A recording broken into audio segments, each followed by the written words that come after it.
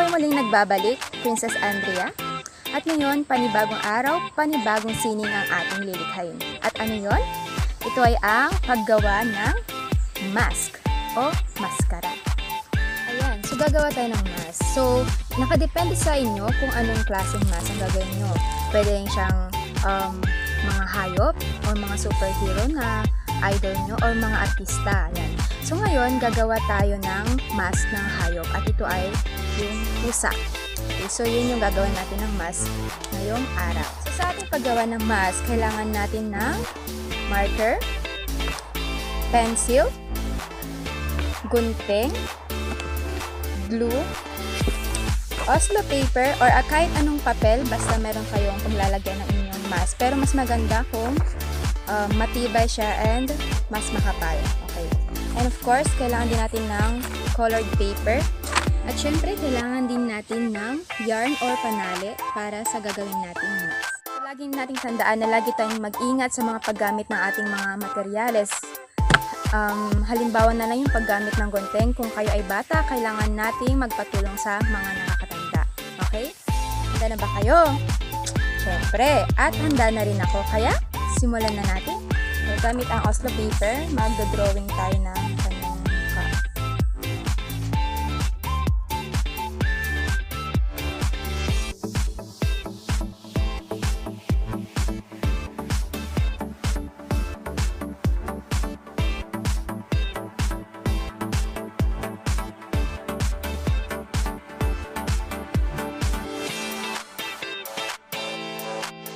So, after nating lumikha ng mukha nung lining ng mukha ng pusa ngayon, lalagyan naman natin siya ng kanyang mata.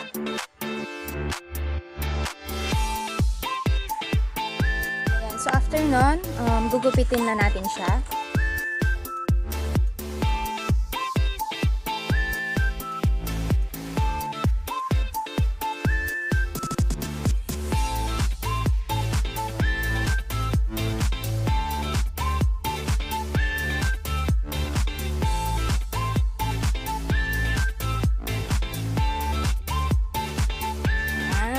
So, nakalikha na tayo ng formation ng mukha ng pusa. Then, ngayon bubutasan na natin yung kanyang mata.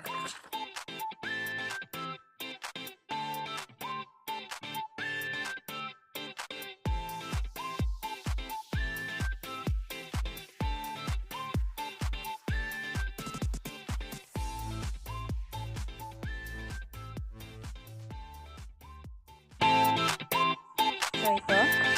Yung may mata na siya. Then now, lalagyan naman natin siya ng kanyang ilong.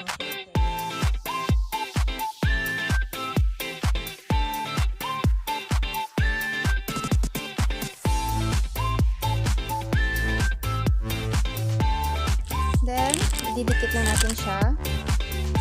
Gamit ang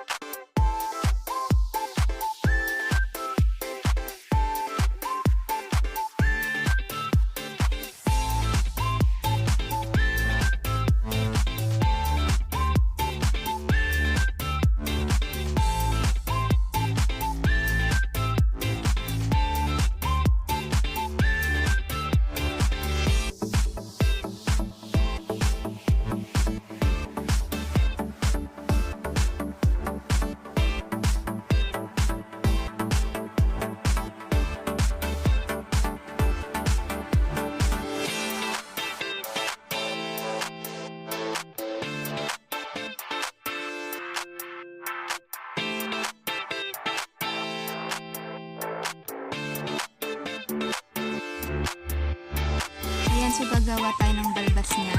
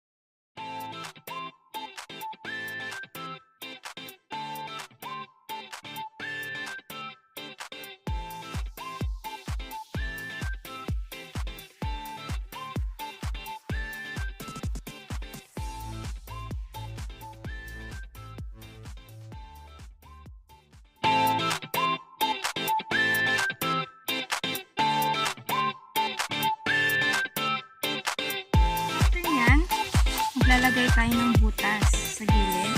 Doon natin ilalagay yung yarn.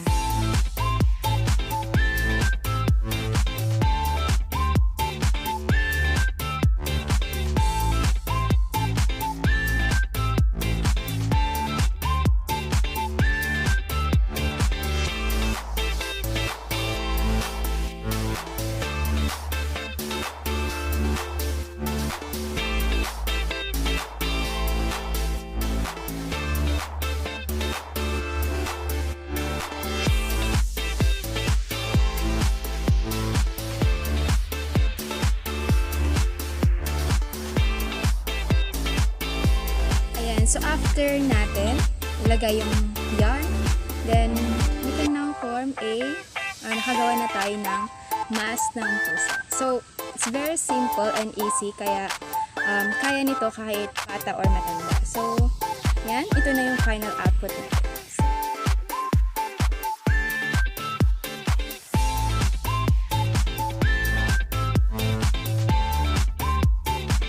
I hope you like this video and thank you for watching. Goodbye!